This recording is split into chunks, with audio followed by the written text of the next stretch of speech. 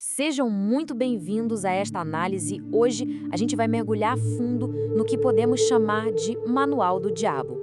Vamos decodificar juntos a estrutura satírica e honestamente brilhante da psicologia humana que o C.S. Lewis criou no clássico Cartas de um Diabo a seu Aprendiz.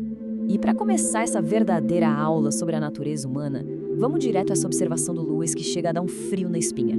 A rota mais segura para o inferno é gradual. É super interessante pensar nisso, porque mostra que a nossa decadência moral quase nunca acontece com uma grande explosão, sabe? É algo que rola em câmera lenta, dia após dia, através daquelas pequenas escolhas completamente invisíveis. Para contar essa história, o autor usa uma sacada literária muito inteligente, o romance epistolar.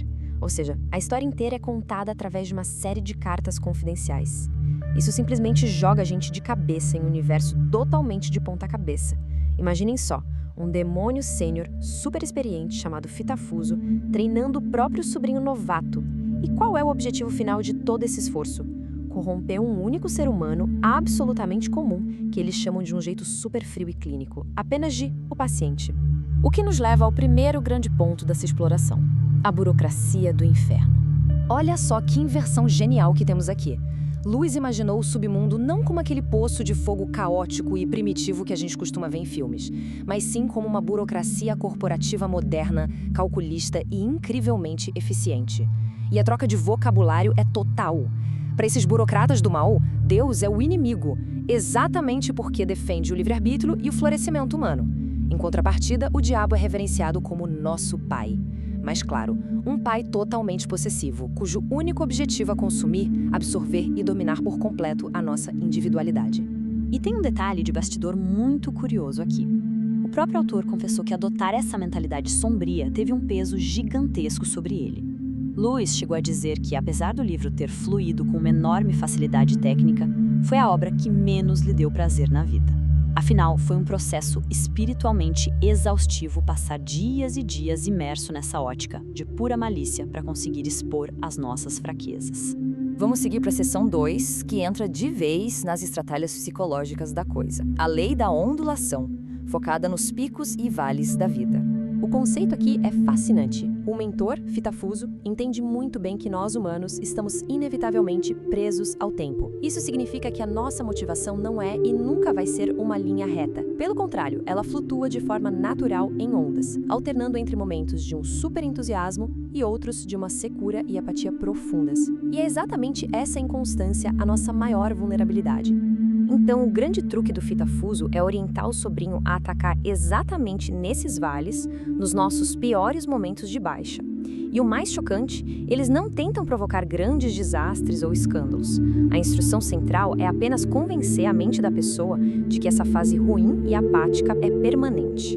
Quando a nossa defesa está fraca, eles oferecem distrações baratas ou empurram uma religião moderada e super inofensiva. A estratégia toda é substituir a energia de viver por uma mornidão conformista. Essa grande aposta na nossa apatia nos leva direto à terceira parte, a tática da distração e o incrível poder das coisas triviais. Pessoal, isso aqui ilustra perfeitamente como a verdadeira guerra doméstica acontece na prática. Querem destruir um relacionamento próximo, tipo entre mãe e filho? A tática não é criar um ódio gigantesco do nada. É muito, mas muito mais sutil. Eles focam a nossa atenção puramente nos pequenos incômodos. Aquele tom de voz específico, aquela mania chata do dia a dia. Ao incentivar a gente a olhar só para o próprio umbigo e criar um padrão duplo de julgamento, a verdadeira compaixão vai sendo rapidamente esmagrada por uma irritação crônica e mesquinha. E Fitafuso nota brilhantemente que a melhor arma para matar um pensamento crítico não é um bom argumento, mas a própria vida real. Imaginem ter uma reflexão super profunda daquelas que mudam a vida e de repente ela é destruída porque, bom, deu vontade de almoçar. É sobre manter a pessoa focada no que é imediatamente superficial. Hoje em dia seria literalmente o equivalente a ficar rolando o feed do celular sem parar no café. Essa distração banal é a ferramenta de interrupção perfeita. Avançando, chegamos ao número 4, o amor e o orgulho. É aqui que vemos como o mal adora torcer as virtudes. Conforme as apostas vão subindo, as armadilhas também ficam bem mais sorrateiras. O conselho aqui é pesado.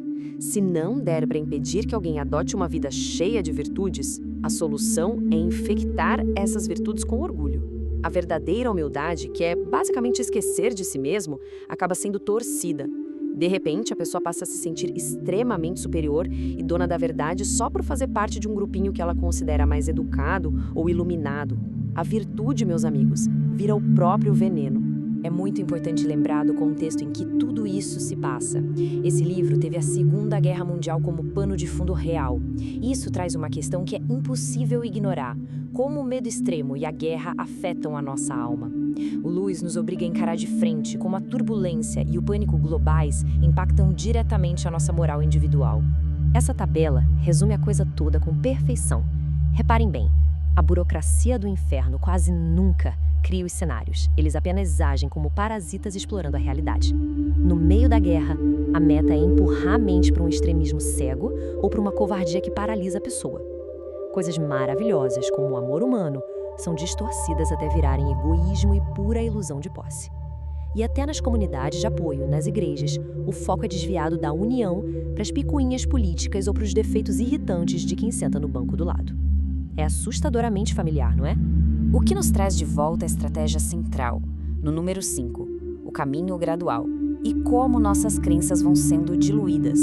É nesse ponto que nós vemos Fitafuso comemorando a eficácia do que ele apelidou de cristianismo E. É aquela situação onde a gente pega nossas convicções mais sólidas e começa a misturar com a tendência do momento, com modismos, não importando qual seja a orientação ideológica.